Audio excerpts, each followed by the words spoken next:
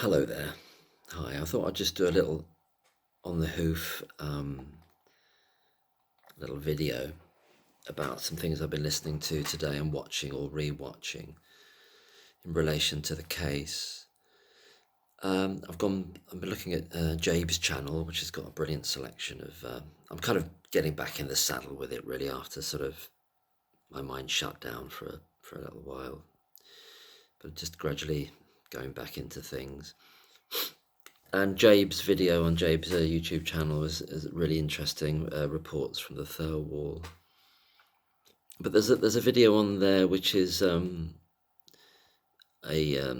audio transcription or done through AI, I think, of Myers summing up, the barrister is summing up in 2024 for the trial, for the retrial of Baby K case. And it just struck me, I don't know if anybody knows the answer to this, that in that summing up, he's talking about Dr. RJ and how long he waited before he told anybody about his experience, the one that's etched in his mind and his nightmares and all that kind of stuff forever. And he'll never forget it because it's so etched, but he didn't mention it. But in the summing up, Myers says that he's talking about Jairam. We said you waited 4 months, so that's to June 2016. And then I thought, no, I've not heard that. And my question is, to whom did he say it? To whom did he say it 4 months after it happened? So if it happened in February 2016, Baby K, who did he say it to 4 months later? And where's the evidence of that? And where has that been recorded? Because I thought he only spoke about it formally in 2017, and indeed that is verified or at least agreed with by another of the videos with this brilliant transcription that Jabe has done on the channel of Brearey being giving testimony and being queried by the barrister who's working for the barrister on behalf of the management, who says in this Brearey video, he's saying talking to Brearey, saying that Jairam didn't mention to any executive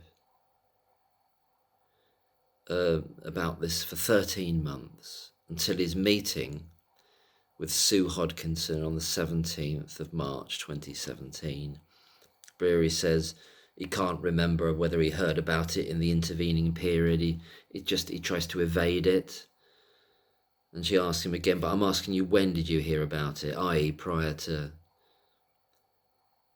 this, did you hear it at any time between it happening, in those 13 months, in other words, between the February date and March 2017, 17th of March 2017, and he just basically says, I can't remember, which is not saying it didn't happen, but he doesn't have to tie himself down to anything there, does he? Because he can't, because as the barrister's making the point that if you did hear about it, why didn't you say anything about it? Why didn't you escalate it? Because you said you were wanting other stuff to escalate, to add to your thematic review. And here you got somebody, it's just all over the shop. As people are saying in the comments, because the comments are fascinating, obviously, because there's this conversation going on under all these videos, brilliant comments. And there's this idea they're both positioning themselves to kind of make themselves potentially not bulletproof, but to defend themselves in advance in case there's a retrial or whatever the fallout's going to be for them. So one strategy, one technique is obviously, I don't remember, I can't remember. Oh, I can't find that email that I said I sent to Ian Harvey. I thought that was really interesting. So, but I'm still left with this query. Why does Myers say that Ravi Jayaram waited 4 months? What is he talking about there? So where is that documented in terms of a meeting or somebody else's evidence in which in June 2016 somebody said, in June 2016 Jayaram told me about it, told me about, the virtually red-handed thing, the thing that stays in his nightmares and all that stuff. All that's notwithstanding all the other issues with what he was saying there, and the timings and everything, and the alarms and so forth. But it's just about where's this 4 months figure come from? How would Myers just pick that out of the air when subsequently we're being told that Ravi Jayaram didn't say anything to anybody in the management about it for 13 months, and the first recorded time anything is said about it by Jayaram is March the 17th, 2017, and Brearey's filling in the in-between time by just simply saying, well, I don't know when I knew about it and I can't remember. So that's kind of very slippery, isn't it? He's kind of not saying whether he mustn't tie himself down. He could say, well, maybe I was told about it on March the 15th, 2017, and then obviously it's all on Jayaram then. Why did you keep it to yourself? But if he kind of supports Jayaram in the sense, well, yeah, he told me about it as well, then he's kind of sharing the problem that Jayaram's got of seeing this thing, which ends up being a attempted murder conviction, but keeping it to himself for, well, Jayaram 13 months, and if he told, they're sharing an office. And they've already done all the thematic review stuff. And watching the video, sorry, I'm forgetting names now. Watching the other video that's the deconstruction of the baby K case. I'll look it up. Sorry, I'll have to pause the video a minute. How do I do that? I found it. It's on Jabe's channel as well, but it's Pauline Ralph's brilliant video, brilliant work, looking at these seven major issues with it, and the conclusion is that it's obviously not a safe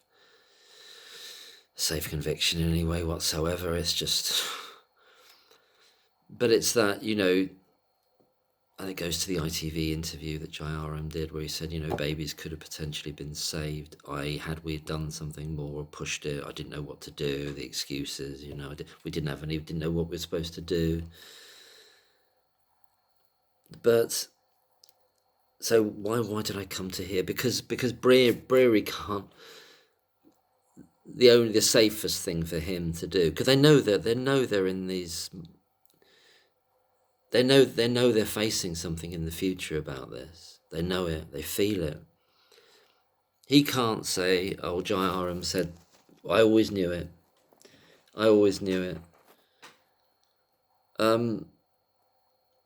Why did I bring this? This is 26. This is February 2016. So they've already gone through all those other deaths. The thematic reviews happened, isn't it? And yet they're all keeping this stuff Jayaram's keeping it to himself. We're meant to believe that he never told Brearey, who he's sharing an office with. Jayaram never hears of the drawer of doom. Doesn't understand what that is. Whether Brearey calls the drawer of doom to Jayaram is neither here nor there. Whether he calls it that, they're sharing an office and they're gabbing about this stuff all day long and whispering, and to the extent that junior doctors are saying these awful things, and allegedly, I grant that. Allegedly, Jayaram saying stuff in public places, which comes up at the grievance. About, nurse death and so on and so forth. So it's just, I'm just dipping my toe back in this because I just find it, listening to it again, some of this stuff, it's overwhelming how bad, it's just so sinister. It's just so sinister, actually. I'm struck. I always felt it was sinister what's gone on here. But now you can just feel them. Jayaram and Brearey, you can feel what they've done at Thirlwall is just positioning themselves, hoping that it would be the least damage could be, the least focus on them. So that, yeah, Jayaram mustn't know about the Drawer of Doom. And at least he doesn't say, I don't remember it. And Brearey mustn't know about, well, he doesn't say he didn't know about it. He said he can't remember with it. But that's worse. I'm doing this video on the hoof. They're not prepared. This is what I've always done. It's worse that he says he can't remember whether he was told it or not. Because that shows how important it was to him. If you knew you hadn't been told about it, if he knew that prior to this meeting in 2017, let me get my thing back up. It's the psychology of it, isn't it? It just don't make sense. None of it makes sense. They're lying. They're lying. If Brearey knew he had been told about it, and you would know, of course you'd know. What are we even talking about here? How can he pretend that he doesn't know when he's trying to get Lucy Letby removed and he's sharing an office with a guy that's allegedly seen this virtually red-handed nonsense? Oh, it's just all mad. It's all insane. You can tell it's not. None of it's right. And the fact it wasn't her in the room, and in all likelihood at all, even. But none of that matters either. What's going on here? Brearey can't nail his colours to the mast. And what he can't do is he can't say, no, he definitely didn't say it to me, because he's putting him in, he's trying to have his cake and eat it. He can't say, no, oh no, I'm quite annoyed about that because he should have said it to me and then I would have done something about it. He don't want to do that. Brearey doesn't want to do that to his mate Jayaram. So the best he can do is say, I don't remember when I heard about it. So which could mean what? It could have been the day before that meeting in 2017, or it could have been what was probably likely sometime in February 2016. And they both kept it to themselves. And moreover, it doesn't form part of the thematic review at all.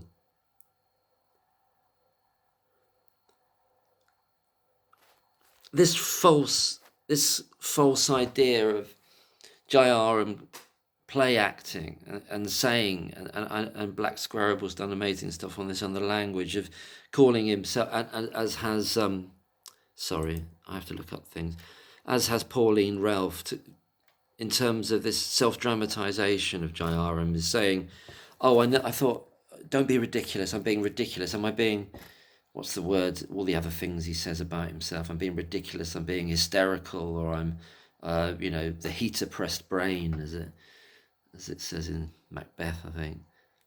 What does she say here? Let me just look at this bit. Am I bit, yeah. And then that becomes, it solidifies later on once the convictions happen and you're in a cosy ITV studio with a interviewer, I think he knows from other telework he's done. Then it becomes etched on your memory and will be in your nightmares forever. But it's other than that, it's something. Yeah, he says here, he told the court that he had irrational, almost hysterical and ridiculous thoughts just before. None of that is possible. That's a fake self-dramatisation, because at that point in time, he's already on the same page as Brearey. Because he must know about the draw, whether it's called the draw of doom between them, doesn't matter. He knows who they're focusing on and knows it for a long time. I think other people have I know Black Squirrel's covered this, and obviously Pauline Ralph it's bollocks, everything they're saying. But I want to go back to my notes of what I've watched today. You can't remember. And so I'm back with that problem. I don't know if anybody knows about it. Why does Myers say, well, you know, in the summing up, in the 2024 retrial, why did you wait 4 months, which takes it to June 2016? Can anybody explain that? What does Myers know that we apparently don't know? Or have we missed? Or has somebody else said it and I haven't seen it? Anyway, and then there's this meeting on the May the 11th.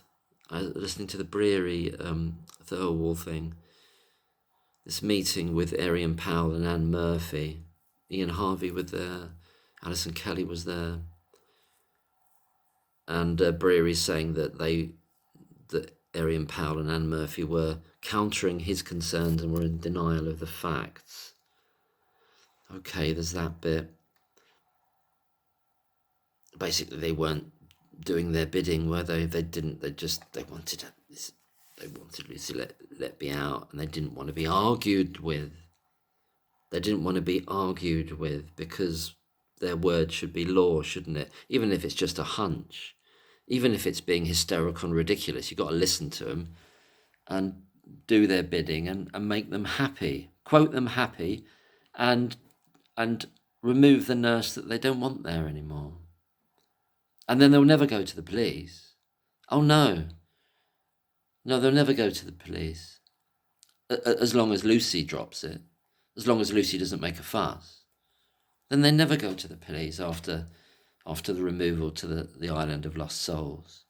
You're not meant to come back from the island of lost souls to be welcomed again. You're not meant to come back from the island of lost souls and be given an apology for being sent there and being threatened with the GMC by the chief executive and saying we're drawing a line here, this stops here, is what he told them, what Tony Chambers told them. You're not meant to come back from... That's the sin. That's the cardinal sin. That's the real thing that got their goat. Once you're sent to the island of lost souls, you don't come back. You're just meant to be someone that people either pity or that people are expecting you're going to go. It's an anti-room to leaving. It's an anti-room to going off sick or giving up nursing or just moving to a different trust because you're not welcome there anymore. That's what the island of lost souls is. But she had, with the backing of her loving parents, she had the temerity, the chutzpah, the temerity, the nerve to challenge what they'd done to her, to challenge the bullying. Oh, God. There's another bit that came up here which has just got me thinking about old stuff that I used to think about a lot, because it goes a long way back now, to last year, all about Evans. When did he hear? What did he know? When did he know it? What was the level of collusion? What's the mechanism of collusion between him and those consultants? What we're meant to believe, what we're told to believe is that he sees it in the Sunday papers that the police are investigating in May 2017 on a certain day, I think around mid-May. In my earlier videos, that was really important because it was all about trying to find the exact date and time of that email he sends to the NCA, and I still can't get it. I rang up and I wrote to the NCA saying, can you just, I don't need to see the email, can you just confirm that what the day and time was, and can I do an FOI? I did it as an FOI to the NCA. This is back last August or September. And they wrote back that being the National Crime Agency, they're outside of FOI guidelines. In other words, they don't have to tell you anything. what I wanted them, ideally, in an ideal world, I wanted them to send me and tell me a date that email was sent, in which Evans says, "Oh, it's my kind of case. It's my kind of case." Or I've seen it in the papers. To have been before, even if it was a day before the first reporting, and I haven't got it all in my top level memory at the moment, but there was a certain day when we found out when it was very first reported in 2017, and even the hour, and it was done in the Mail, and it was done in the local paper, the Chester paper, but it was all the same kind of report really, but they kind of copied each other essentially, but it was done on a certain date. And that's the date when Evans said he first saw it, and then he rings up the NCA the day after on the Monday or whatever. Or no, he emails them. He emails his contact there, whose name I've forgotten now. There's a first name given, a Christian name is given. I've forgotten that. I could look it up, but you couldn't get anything from them. But the thing about this Brearey video on Jabe's account, I'll link Jabe's channel. I'm sure many people watching this will know Jabe's channel already, and the brilliant work she's done, and also all the fantastic work she's done on getting all the Thirlwall documents linked to but also the transcription into easy reading. I've just got to. I'm sure I know a lot of people have read a lot of those already. I haven't.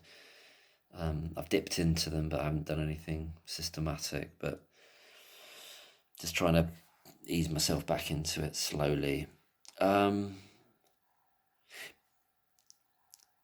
It's in this Brearey testimony at Thirlwall, which is voiced on the YouTube video on Jabe's YouTube, in which Brearey talks about going to senior colleagues at Alderhay, and he says that same summer, i.e. the summer of 2016. And he says talking about our problems, our affairs, Cosa Nostra, our affair. He goes there and talks to senior colleagues about our problems. And he's also mentioning the fact that, this, and it's not in the minutes of the meeting, this claim that Brearey says is that Chambers said to him, "Oh, it would be really convenient for you to be blaming a nurse effectively when it's as a way to hide your own failings." Not necessarily just Brearey, but the team, the consultant team. And it's not in the minutes, and Tony Chambers doesn't acknowledge that he said that. It's not in the minutes that were taken by Steve Cross, is it? He's the legal bod. Steve Cross, I think he's related, he kind of worked for the police before, didn't he? Cheshire Police. God, there's all these strands, but it's the fact that the story is getting out there, and it's going beyond. It's going beyond the confines. In the summer of 2016, it's going already beyond the confines of that hospital, which I'm not surprised anyway, and I think it had been doing that before that anyway. But here we've got a very specific admission that pretty much a year before Evans allegedly first hears about it by reading about it in the Sunday paper, and he goes, "Oh, that's my kind of case. Look, it's my kind of case." It's being talked about in other hospitals, and there's a network, isn't it? And Evans is an old boy of that network of paediatricians and Welsh Paediatric Society and so on and so forth, and we'd love to place him there if he was there. Obviously, don't want to place him there if he wasn't there. If it's true, if he was at that meeting, at that Welsh Paediatric Society spring meeting, where Jairam and Jairam and Gibbs are presenting at that meeting in is it April 2017? Either way, it's before the police are formally brought in. It's in 2017. It's called their spring meeting. Really would love to believe that, and it's in Chester, it's taking place at the Rowton Hall Hotel in Chester. I really tried to get information out of that hotel last year, and just nothing, couldn't get anything out of them. Definitely couldn't get anything out of the Welsh Paediatric Society. Tried a lot of angles, just they wouldn't give me anything. What I was looking for, what we are looking for, and other people were trying it as well, of course. Was he there? Was Evans there at that meeting? When did want to put them together before he apparently just found out about it through reading about it in the newspaper, which I just don't believe. And what have I written here? The story was out and about and beyond the COCH in the summer of 2016, and we've got that very specifically now. It's not just being talked about within the hospital, which it obviously is massively and has been prior to the summer of 2016. It's been a burn, not even a slow burn. It's been burning along quite nicely for a long time, I think. But we know it's beyond the confines of that hospital, and it's in Alderhay. And he's talking to senior colleagues who were probably talking to other people. Something's got through. I think, the gossip, the rumour mill, the tale telling, the snide comments, it's beyond the hospital already. A year before the police are involved, it's beyond. It's sort of seeping into the network and fabric of the NHS in terms of a network of. I don't think I don't think it stays in its place. It's not going to stay at Alderhay. And I think there's what I'm getting to. I'm making a bit of a meal of it, but it gets to Evans's ears before he ever. The point is here. I tried to make it. Evans inserts. I'm reading this. This is what I just wrote down in my notes. Evans inserts himself, not so much because it's, quote, his kind of case, although in his mind it is also that. But why it is his kind of case is not so much because of his experience. I mean, he'll say it was that. But primarily, and this is something he's not going to tell them, is because he already knows about it. And not just through the newspaper article. He already knows all about it. He knows what the consultants have been saying has been happening since 2015, since the summer of 2015, since that June spike of 3 deaths. In terms of a month, it is relatively, I guess you can call it a spike, but then there's a 3-death spike in January, but none of those deaths are on the indictment. But that's another story. The dynamics with the management, this is it. In his early interviews, which God, I don't think I could watch them now. I couldn't watch him. I can't watch him, Evans. In his early interviews, his animus towards the management is absolutely palpable. But it's not just current. It's remembered animus. In other words, he was fighting from the beginning. He was invested from the beginning about whose team he was on. Right from the beginning. And it wasn't the management's. And it wasn't a neutral position. He was working, quote, kind of working for being paid by the police and then by the CPS once the charges are there. But he's working to help his mates, the consultants. Why is he doing that? Because he knows about this already. He knows so much more than he should do already. In other words, he knows exactly who they suspect, and he knows which cases they're suspecting and which ones are the ones they've cherry-picked. That's what he knows. And that's the collusion. That's one of the main strands of the collusions. And I think the police, to what degree they're aware of that, I think they probably facilitate that, and they add this third wheel on this hideous demonic go-kart that they create, heading all the way towards this monstrous miscarriage of justice. It's a bit of a weird analogy, isn't it, a go-kart? But he's invested, and that's why in those early interviews, Evans is saying, he's angry. He's remembering being angry with the management then. Why would he do that? Where's all that emotion come from? When he's meant to be an independent witness, has got no. What skin has he got in the game there to have that emotion about it? To be taking sides between the consultants and the management. Yes, it could be which is what I always thought, his own personal experiences with management, and maybe felt he was looked over or treated badly or wasn't listened to enough or wasn't bigged up enough by them, or they had the measure of him. if you see what I mean. They had the measure of him. But there's this other ingredient, is because he hits the ground running, because he's already been running along with it for some time before he inserts himself. I might be making heavy weather. I'm probably just repeating myself, aren't I? But that's the point. But it's about proving it. He's got no independence or distance or objectivity. He's there to do a job, ostensibly for the police, but actually for the consultants, vis-a-vis the management, and for himself, for his self-aggrandizement as well. That's his drive. That's one of his drives. The other drive is towards fame, is towards power. And even if he didn't hear from them directly, even if he wasn't at that Welsh Paediatric Society meeting, he's heard from someone else, maybe someone at Alderhay. It's just struck me today, and maybe this is something that people have already talked a lot about, but this admission, this very clear admission from Brearey, that he's talking about, what he says is talking about our problems. Well, what's that going to be? What are our problems? What are our problems? And he also says, just from memory now, I didn't write it down here, Brearey says in that Thirlwall evidence, he says, and they felt, this is it roughly, that, and they, what does he call them? Senior colleagues at Alderhay, and they felt the same, pretty much the same as us, actually. They felt pretty much the same as us. So what does that mean? And who's us? Well, us is just, obviously not just Brearey, it's Gang of 4, Gang of 7. And what does feeling pretty much the same mean? Well, how come?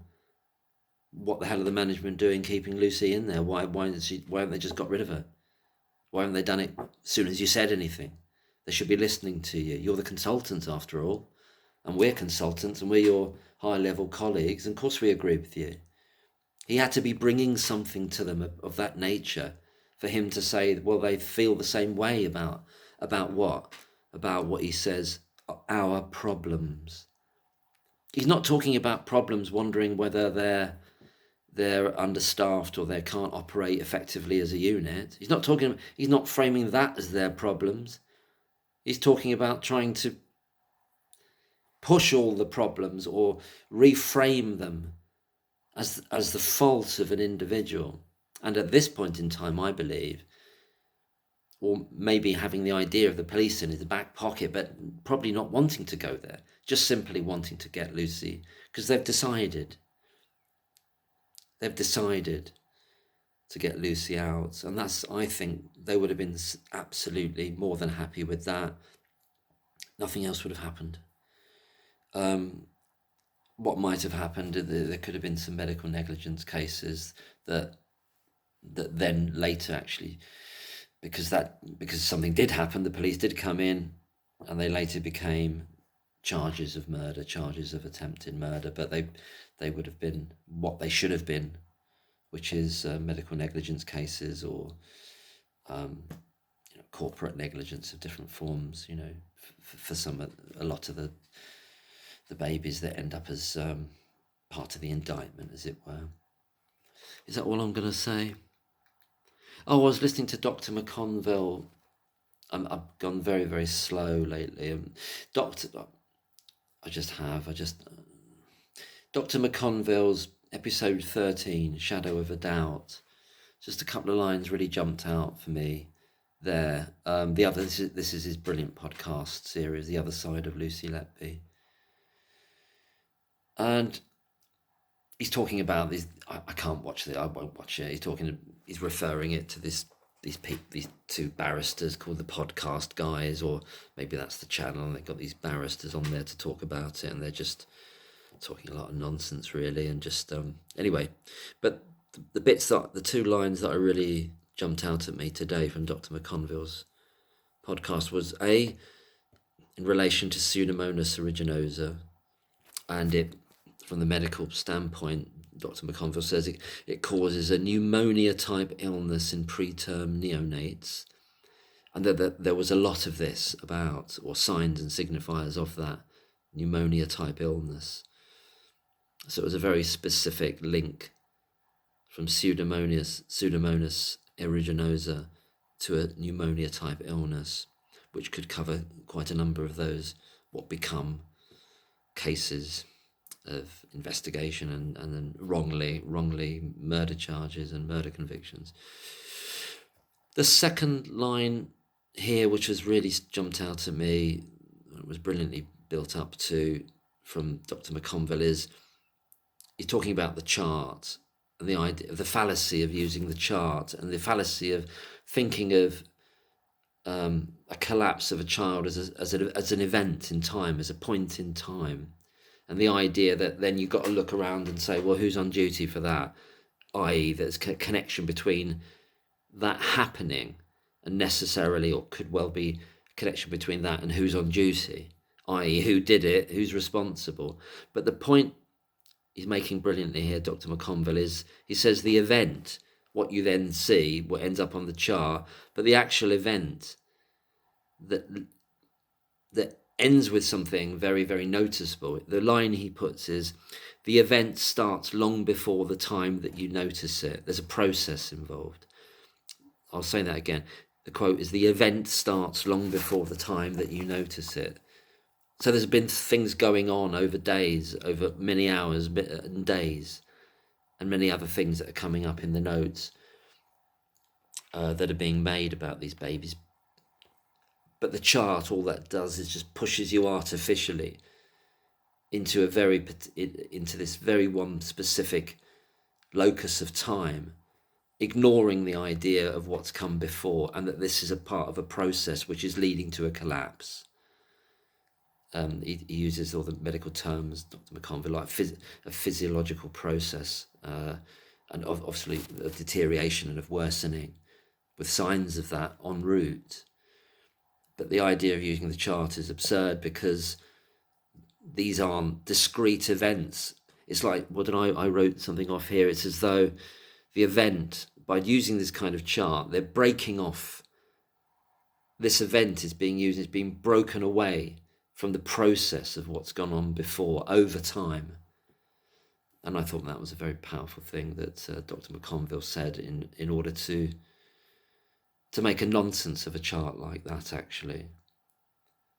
The idea that then who's around when it finally happened then, Well, actually, you've got to say, well, who's around if you're going to do that, you start looking for somebody to blame, you've got to look all the way through this process. But really, the first question shouldn't be, I said this in a video a long time ago, and I related it to Judy Wood and the 9/11 towers. She's a scientist, and her approach to the 9/11 collapse of those buildings is that you don't, the fallacy, the awful mistake to make is to say, well, who did this, as the first question. The first question you should be asking is, what happened? What has happened here? And I thought there was an echo of that in in the way Dr. McConville is phrasing this, because what happened here is a process rather than an event which is like not connected to anything in the past and not connected to, and that's the whole approach they've taken. And then they just lie about the babies all being stable, and then you can just deal with this event, and therefore all you have to do is say, well, who's on duty? Oh, is this person always on duty? It must be them. Because you're not asking what happened, and you forgot to ask what happened. Or worse than that, they're deliberately evading what has happened. And that's what I believe. They're evading it. And I don't know whether Tony Chambers did say that to Brearey in that meeting or not. Brearey says he did, i.e. it's convenient for you to cover up your own failings. And the idea of their failings, the failings of the unit as a whole, the failings of individual doctors, the failings of, and indeed the failings of the trust as a whole, in order to know that unit was underperforming or just could not perform at that level with that number of high acuity babies. I lost my train of thought there. Yes, there's this meeting where Tony Chambers meant to say it's convenient, isn't it? I'll see if I can get my train of thought back. No, my brain has frozen in terms of where I thought I was going with that. But I'll just finish on this. Is the other bit from that Brearey video on Jabe's channel, from the Thal Wall evidence. Well, is it evidence or is it just it's strategizing, isn't it? Positioning and strategizing in advance because they know that the road ahead is going to be rocky for them, as it should be because of what they're involved in and what they're party to. Talking about Brearey and Jairam and others. Is the bit at the end is with regard to Baby K and what Jairam allegedly saw or felt or was hysterical about, is that, and Brearey's summation of that is that which he can't remember Jairam ever telling him actually before he said it 13 months later. Anyway, we covered that.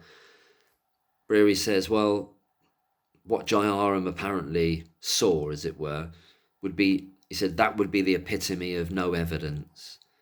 But actually, it turned out on further that it was. That's how the line is. And Jabe has cropped that and done it in big letters, big font on the screen, because it's a head spinner, that one, and it's just a knockout one. That is, it's just like what the WTF? That would be the epitome of no evidence. So, seeing it would look like it's no evidence, but actually it turned out on further, he doesn't finish that phrase, that it was. So on further what? What could that mean? On further on further construction and building up and in relation, piling the jury with all the other cases that are all equally as weak or worse. Yeah, kind of it becomes evidence. No evidence becomes evidence, and that's the crux of this. That's it's both the centre and the nadir of it is that absolutely no evidence can become all the evidence you need. No evidence is something that you think was hysterical and ridiculous thoughts, even though it's not about the person you're saying it was, because it's someone else. It doesn't matter. And you can keep it to yourself for 13 months. That can turn. That can be transmogrified into something that haunts your nightmares, creates your nightmares. It's etched in your brain and your psyche forever. And you will lie awake at night. He lies awake. This is Jairam now. He lies awake at night, thinking about it. But he didn't do it then. Didn't seem to be lying awake at night then. It didn't seem to be. Otherwise, he would have said something, wouldn't he? Anyway, it's too crazy. No, it's kind of evil. This is evil, you know. The results of it are evil, and the weakness of these people, and the narcissism of them, the self that they know they're having to protect themselves more than anything now.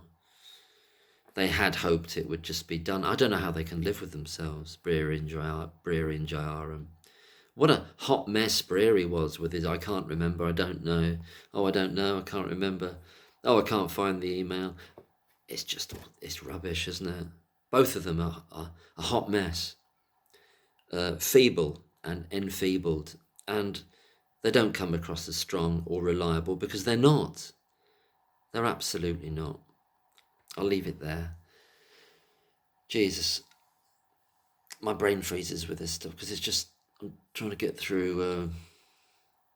God, there's so much, isn't there? There's so much. But it's all going in the right direction. It'd be amazing if we could place Evans, if we could establish that Evans had prior knowledge. And I absolutely believe he did. I suspect it. I don't know it, but I believe it. I think a lot of people believe it as well. Didn't just read it in the paper and he knows these people. He's met them before professionally, some of them at least. And he knows what was going on, and he knows that, as Brearey puts it here, as like the high level. What does he say? The high level senior colleagues at Alderhay. just like the senior colleagues at Alderhay know about. They now know, in the summer of 2016, they know about, quote unquote, our problems, i.e. problems at COCH. Alderhay knows. And Evans knows about our problems as well. And that's why he comes in there like a steam train, full force, ready to back up those consultants, knows what the job is. And that's why it's his kind of case, because he knows the game plan before he's even seen a single medical note. That's my hypothesis. If that's not too grand a term, that's my idea. He knows what the game plan is before he's ever seen a single medical note. But because what he's come up with is absolute rubbish, it can't sustain. It goes against natural law because it's untrue. Because everything he's done, everything Evans has done, every scintilla, every jot and tittle of every highly priced report he's produced is rubbish. And that's what's going to be demonstrated for the whole world to see and know when Lucy Letby is finally exonerated. Good night.